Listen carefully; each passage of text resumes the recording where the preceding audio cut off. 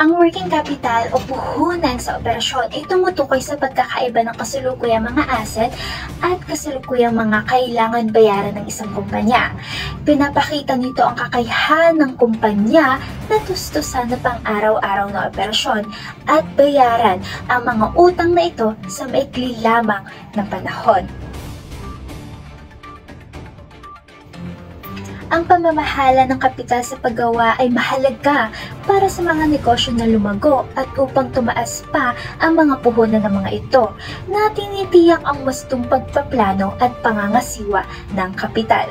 Gayunpaman, ang hindi wastong pamamahala ay maaaring magdulot ng malaking epekto nito sa paglago at kakayahang kumita ng isang negosyo o ang isang kumpanya.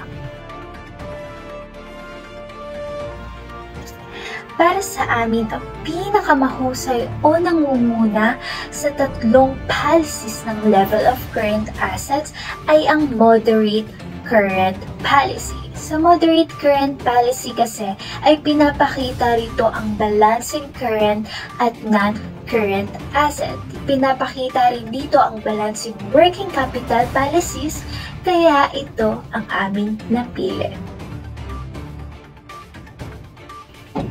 Sa tatlong policies ng financing the current assets, para sa amin ang pinakasigurado at ligtas gamitin ng mga negosyo ay ang conservative approach. Pinapakita kasi rito na mas nag-i-invest ang mga negosyo sa short-term or current assets kumpara sa long-term at fixed assets. Pinapakita rin dito na ang conservative approach ang nagpapanatili sa current liabilities para masuportahan ang short or long-term na financial na kailangan ng negosyo para masuportahan ito.